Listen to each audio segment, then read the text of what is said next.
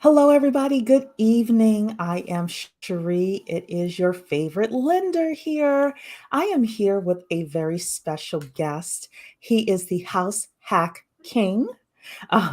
He is a realtor in Northern Virginia, and he is here to talk about house hacking and how you are able to purchase a home and house hack and how to do it successfully. So, as you all are coming in, please give us a thumbs up. If you're listening to the replay, give us a thumbs up so that way our various social media platforms can know that you like this content that you're getting. So, Mike, welcome to the show tonight. Happy to be here. Yeah. So tell us a little bit about yourself and how you even got into real estate. Well, I am currently an agent, full time agent and investor. I started my Mhm. journey several years ago. I had a W 2 job that I was working. I got interested in real estate investing. I started listening to a lot of Bigger Pockets, and that really, piqued my interest.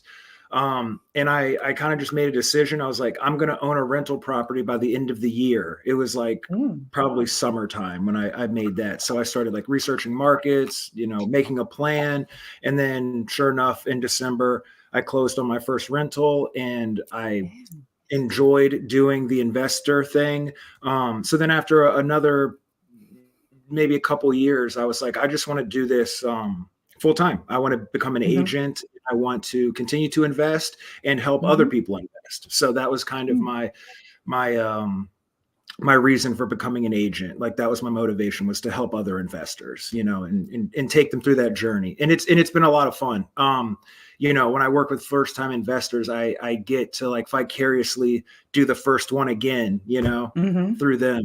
And that's been a lot of fun. But yeah, I've been a full-time agent for almost 3 years now. And yeah, that's kind of just like how I got on this path.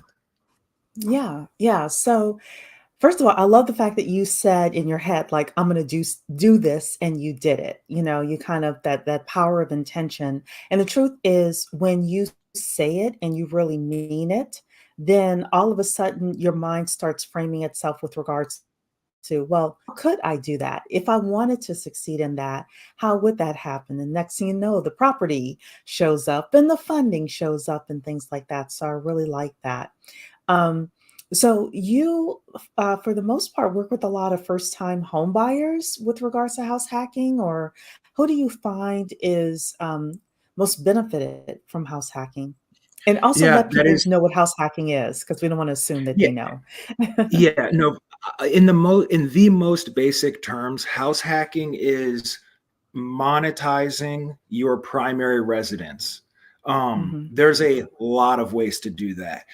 There are more traditional ways that you'll hear a lot about if you do listen to podcasts and stuff like that. They'll say, buy a multi-family property and live in one and rent out the other units. Well, I operate in Northern Virginia. We don't really have many multifamilies, so we have to get a little mhm, more creative than that. And it is just monetizing your house in one way, shape, or form. I'll give you kind of some extreme examples.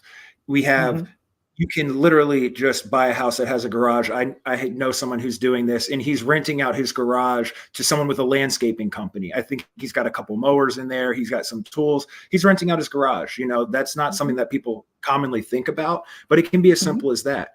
On the other end, what's more common is just buying a home, a basement, a walkout basement with its own entrance, and just renting that area out. Basically creating a top and bottom duplex, and it's anything in between. It's renting out a room, having roommates. That all kind of falls under the umbrella of house hack. How do I make my primary residence bring some sort of income? You're house hacking. mhm. Yeah. So, first of all, I like the guy who rents out his garage to the landscaping company, because so many of us now these days, with the housing prices the way that they are, you kind of have to be um, creative with regards to how you do that. So I like that. I also definitely a loan for a young lady who rents out rooms in her primary residence. And, she's successfully doing that, And I had an uncle once, I still have an uncle, but he doesn't have this property anymore where he did the basement. It was in Fairfax and he had the basement entrance and that was a, second unit. Talk to us a little bit about somebody who says, okay, yes, I have to house hack. I want to house hack. I want to buy a house, but for whatever reason, I can't do it all on my own. I want to house hack. If somebody says, for example, they want to get a basement unit or a second, are there restrictions that you would need to have with regards to a kitchen, bathrooms, things like that? Like, what is somebody looking for in a property if they want a house hack? Yeah, that's a great question.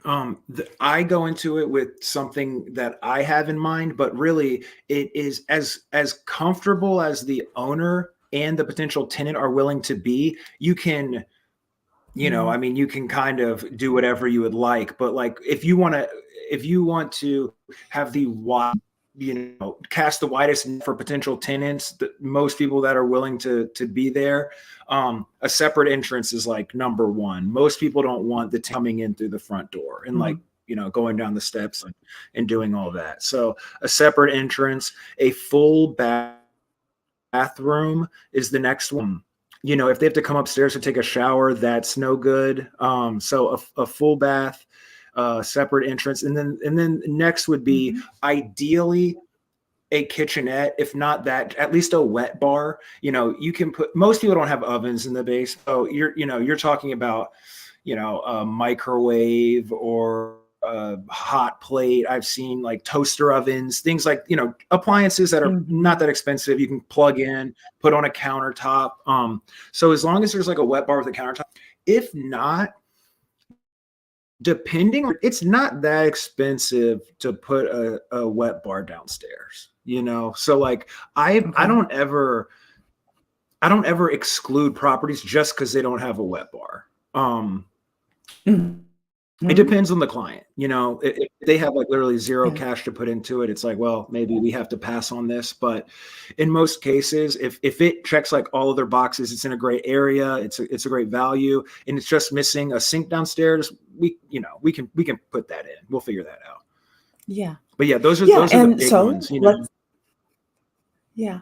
So from a lending point of view, if people are concerned about adding wet bars and other items downstairs, then we have a renovation loan, and we have actually a couple of different renovation loans that are available for people where we wrap that into your mortgage payment as well. So you are able to get money in order to help with the build out and the facilitation of that second unit.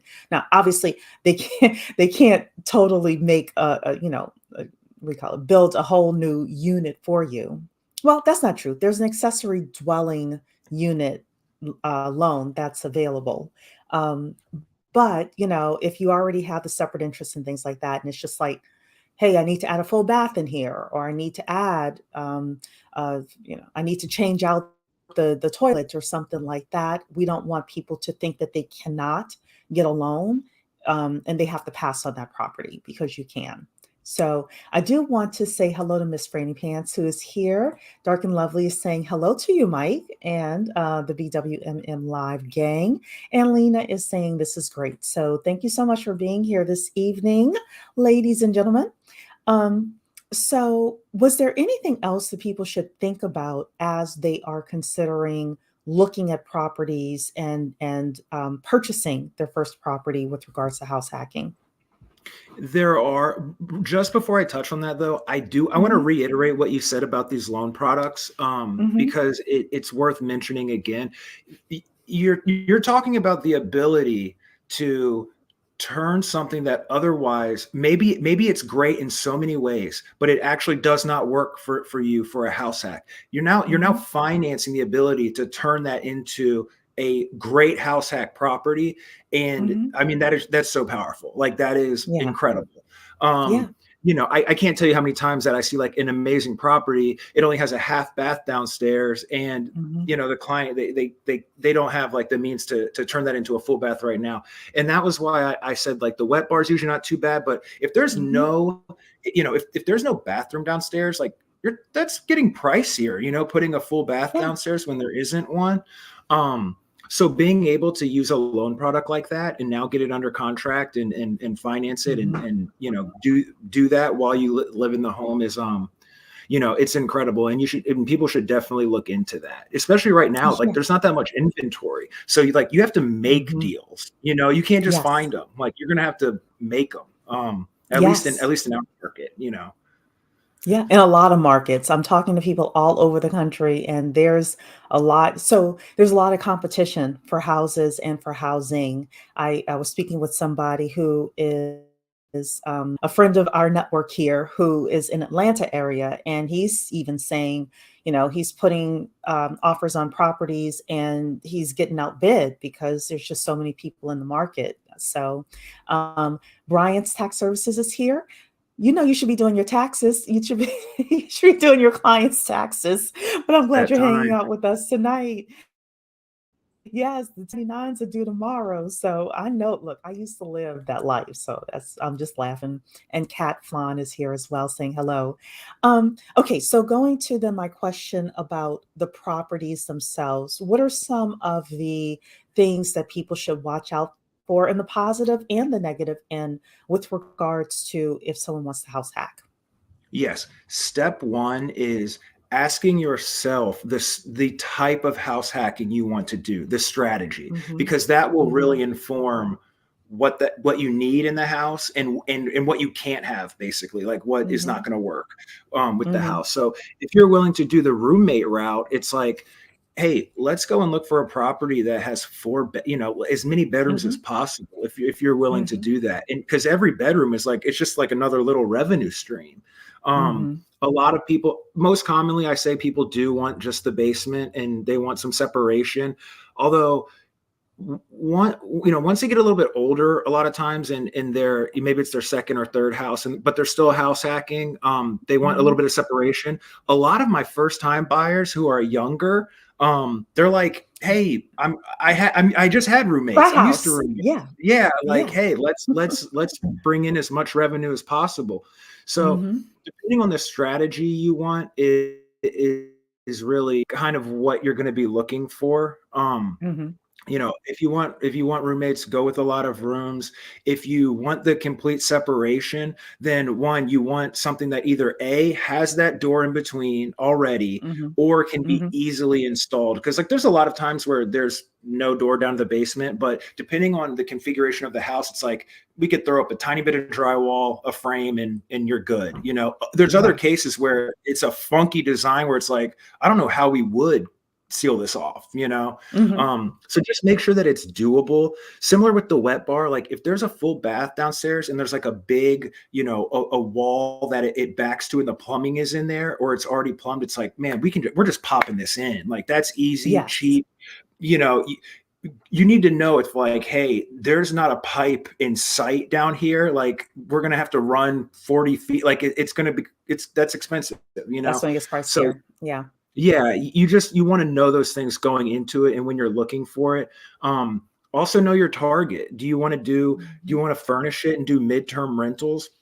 Maybe go close to a tier one, trauma center, or one or two trauma hospital that they have a You ton of might have to traveling explain nurses. what that means.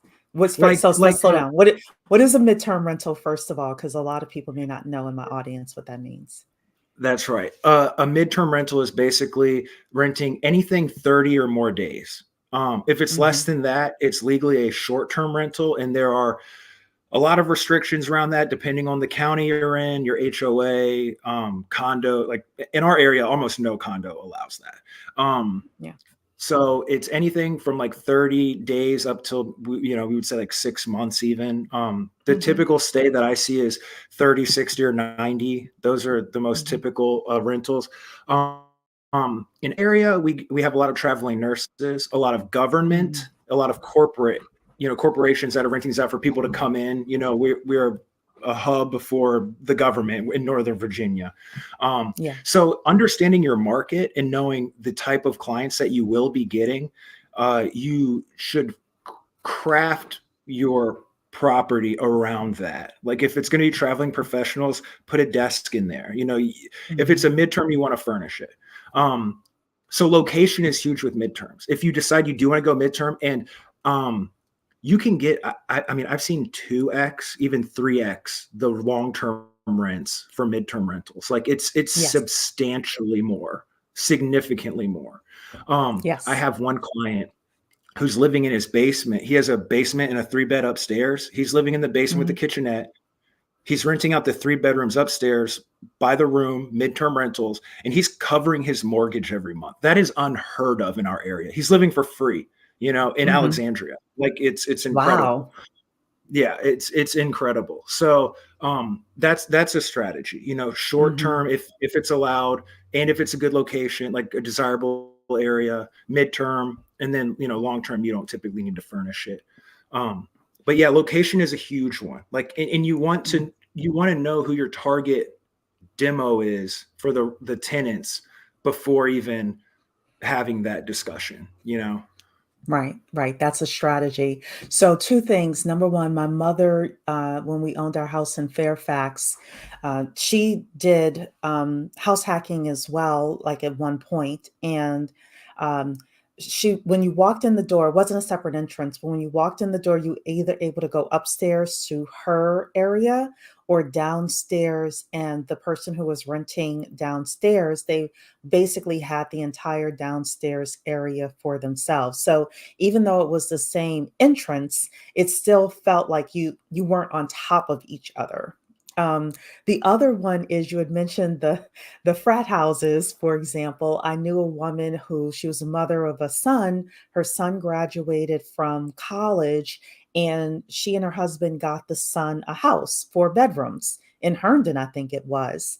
And three of the friends lived with him, and then he got married a few years later, and they still had the house, they had the asset, and he moved out and moved with his bride someplace else and still held on to the property. So you are right that it does depend on your age. Do you have kids? Do you not have kids? Would you want somebody living right next to you, or do you want a little bit of space, etc.? So absolutely. um, are there any don'ts with regards to house hacking? Some things that you've seen where you're like, it's a no-go. Um, Well, you you can't. I would say that I wouldn't give any hard rules of like don't do this, but mhm, the mistakes I have seen people make, and it's kind of case by case, person by person, is don't do some soul searching and don't just get into what do the numbers look like. I'll mhm, give you an example. I know someone who in Centerville has a crash pad for flight attendants. mhm, I think it's 3 bedrooms. Maybe it's 4, but in every bedroom there's 2 bunk beds. There's 4 beds, mhm. and they rent out by the bed. Okay. I wouldn't want to live like that. Mhm, Now, if I just looked at the top line revenue and thought this is how I can maximize my asset, then maybe I would fool myself into thinking I would be okay. You mhm. don't want to put yourself in a position where you're unhappy or uncomfortable, because you always remember you need to live there too. Yeah. This is not just a rental property. It's not just an investment. It's also your home. Mhm, So there's people that think, oh, if I rent by the room, I'll make more money. And then they're upset that they have roommates. And it's like, well, maybe you just rent out the basement and you have mhm. separation, and you don't put yourself in that position. Yeah. That's one of the bigger mistakes, honestly. It's just Hmm. people who just think of it as like this is just an investment. They don't consider their Mhm. own like well-being or happiness. Yeah. Um, and that's always number one. Yeah. So it's like, what are you going to be okay with? Another one would be make sure that your strategy is legal in your jurisdiction. Mhm. um, there are places that do not allow short-term rentals, and I've Yeah. seen people try to get away with it. Sometimes you do, sometimes you don't. Like you're rolling the dice if you're Yeah. breaking like a county ordinance. um, but I mean, those are really the big ones. I would also say you if you've never been a landlord before and you don't have a strategy for like, with like the frat house where they have like the Mm, friends, basically, if you're gonna have a stranger move in, you give yourself permission to be choosy. please. That Yes. that's another one, because I've seen people like Yes. accept the first tenant and it ends up not working like the way that they Hmm. envisioned. You know, and it's unfortunate that usually that happens to some of the best people because Hmm. they assume everyone's like them, I think, and they And just they're like not. they're very trusting, they're very and like they end up in a weird situation, and it's like, man, I could have told you a mile away not to rent to that guy, Hmm. um Well, so yeah, there are some people who are professional tenants. They oh, know the landlord laws better than you do. And, they will hide things during the vetting process. So maybe it's even worthwhile to hire a property manager who can vet people for you before, they even get to you. Like, no, you go and apply to that person first. And if that person does a full vetting and they say, okay, we think this is a possibility, then, and that way you don't have to worry about letting people down, yeah. you, you know, No, that's a great idea. And and yeah. and I tell my house hack clients that when they're interviewing tenants to literally interview them Mhm, face to face and trust your gut, your instincts. mhm, Like they've it's we've evolved over a long time to have instincts, mhm, and if you get a weird sense about someone or something feels mhm, off, just pass on them. Like mhm, it's as simple as that. And maybe you can't even verbalize it, you can't put your mhm, finger on it, but it's fine. For me, like owning rentals, I would never do an in-person interview. That can only bring me bad things. Like I don't want to see my tenants because you know what I mean? If you yeah, reject them, it can just get in a weird area. So it's like I yeah. would never do that. But in your own house, you're allowed to reject someone for any reason. So if you get a weird vibe, if you don't You feel can? comfortable, Okay, because I was gonna ask you that. So, we have a lot of ladies in one of my groups, and, you know, women don't wanna live with men, for example. absolutely. So they don't, so if it's their own personal residence, they can say, because there are laws where you cannot discriminate against people because of their sex or their religion or things like that. So, but you can, I don't wanna say discriminate, but you can reject somebody if it's in your own home. 100%. And check your local laws, but in Virginia, that's absolutely the case. And I That's think it's great. probably the case anywhere. I Yeah. think it's the case anywhere, but in Virginia, it definitely is. And yeah, I have like half of my clients are women, and I Mhm, tell them like if you don't feel comfortable renting, like having a guy live below you, or even if it's a roommate situation, mhm. just say no, no guys allowed, Yeah. and that's perfectly fine. Whereas, and that's why I said, like, for me, if I'm just renting out my property, I can't say no guys allowed, Uh-huh. so like I don't even want to see them, because like then if you ever get rejected, it's like, oh, it's because of XYZ, whatever. Yeah. But in their case, like it's your personal home. You're not subject to fair housing laws. You Mhm, can literally, so like you don't even have that concern in your head. You can just say, hey, I don't feel comfortable living with a guy. Perfectly reasonable, and a lot of people mhm. feel that way, by the way, and it's Yeah. like that's fine. Yeah. Well, I would. I mean, just because men are stronger than women, and I wouldn't know if he would overpower me, So, yeah. So, I would, well, you know what? That's actually a really great thing. So, I learned something tonight. I do wanna let people know that if it is your own primary residence, I do have a lender that will fund an accessory dwelling unit, called ADU, and Mike is smiling about this. So, basically, if you have ever seen, the situation where you have the main house, could be like a four-bedroom house, and then in the backyard there is a little smaller house, and it has, the kitchen, the bathroom, the bedroom there, but it's a little smaller house. Those things can be built if you have property. In some places, like I heard New York, for example, they're giving grants. In California, they're giving grants, but everywhere else, if you need a loan for something like that, come and see me, because I do have a lender that does those ADU loans. It does have to be for a primary residence. So I know I work with a lot of investors.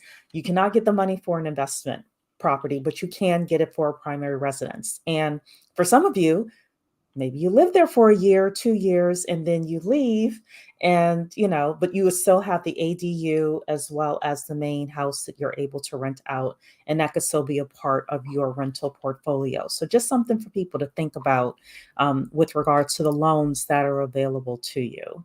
Um, and I also mentioned the renovation loans as well that's available to people. So the one thing sorry, the last thing I do want to say about house hacking with regards to loans is uh, even though you may be considering the strategy of house hacking, you still need to be able to afford the entire house on your own. Um, so as a lender, unfortunately, if you say, I'm going to rent out the rest of the rooms of my house, I cannot use that rental income when I am calculating your income in order to determine if you qualify for the loan or not. So just be cautious and careful about that as well. I am, if you get to a point where you want to buy a 3 or 4 unit property, then we're able to include the rents from those other units. But it has to be, a triplex or a fourplex. Even if it's a duplex, you have to be able to afford the entire mortgage on your own. So I just wanted to make sure that people knew that as well. If you have questions, obviously contact me, simplifunded.com. So Mike, what did I not ask you that you think that people should know? Really quick, just to piggyback off the loan thing The again. lending thing? Okay. Yeah, just the you do have to qualify on your own. Don't look at that as a hindrance. It's a good Mhm, thing.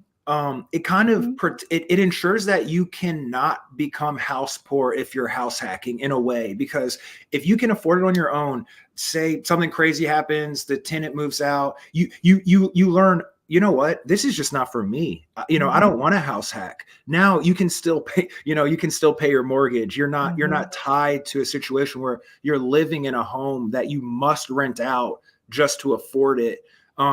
So that's really for your protection. And it also means that if you're renting it out, that revenue you're bringing in is really like, you can mhm. save it, you can pay Extra. down the mortgage, but it's Mhm. extra. It's not, Yeah. it's not, it's going right out to the mortgage because that's what it's earmarked for. That's all it can do. It's extra, it's savings. I know a lot of people that they throw all of it towards their mortgage and they turn around, they're like, oh my gosh, I'm going to pay off like a 30-year mortgage in like 13 years. Like Mhm. it's incredible. Um, Yeah. so yeah, that's kind of like And then the, you wouldn't really need to house hack after that. Then you could just, yeah, live by yourself after that. So yeah. yeah, it's an awesome thing. Mhm, But I guess we talked about the location. I'm really big on, I'll reiterate something I already said. It's just mhm, understand yourself, think about it really hard and be like, what strategy would I be happy to be living in? Would I be mhm, comfortable to be living in? Because that truly is the biggest, what I would call a mistake, if you want to call it that, is people they rent out in situations that they end up being unhappy with. mhm. And you just don't want to put yourself in that position. Yeah. So give yourself as much privacy as you want, as much as you need. um and then anything beyond that, rent out. I know a lot of people who are doing the roommate thing that are loving it, having a blast with it. But if that isn't you, don't talk yourself into that it is you, Yeah. just because it's like good from a revenue standpoint. Yeah. Yeah. Well, I will say that my dream is a Golden Girls house. So I guess I'll have to do it as a primary residence, but I want to build it from the ground up. I like have it in my head how I want it to be with, 4 bedrooms. Two of them have their own bathrooms, two of them share a bathroom.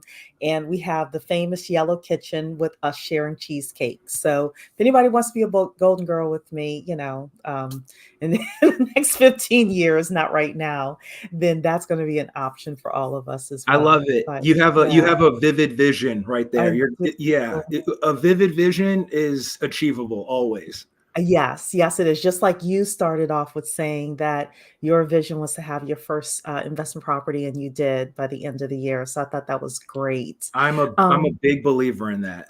Yeah, Yeah. yeah. So, well, look, buying a house is not an impossible thing. You basically talk to someone like Mike, and Mike is going to tell us how we can get in touch with him. Talk to someone like Mike, kind of get your strategy together, really know yourself. If you are okay with somebody living in the room next to you, or if you kind of want some separation and they've got to have their own separate entrance, or all of that, thinking about that. But I do think that house hacking is a great way for people, especially buying your first home, to be able to do that. And once you get a roommate or somebody living with you, having some breathing room so that you can save, or you can put that money towards additional payments on the house, things like that. So, Mike, how can people get in touch with you if they want to hire you as a realtor, or, pick your brain with regards to house hacking even more? Well, I am on Instagram and TikTok at House Hack King. My email is mike.weber@thecasagroup.com. And I'm always happy to talk real estate investing, especially house hacking. That is kind of like become my specialty. But investing in general, I'm a long-term buy and hold investor myself. Mhm. So yeah, I'm always happy to talk. That's fantastic. All right, everybody. Thank you so much. We said 30 minutes and we pretty much ended on the dot. So, if again, you need money for any of your real estate deals, purchasing a house for yourself, or as an investment property, contact me at simplyfunded.com. Thank you so much. And thank you, Mike, again for being here with us today. Yeah, thank you. Thanks for having me. I see you here, Christina. Thank you, Christina. Thank you, Brian's Tax. Good to see you, ladies. I will talk to you soon. Bye bye.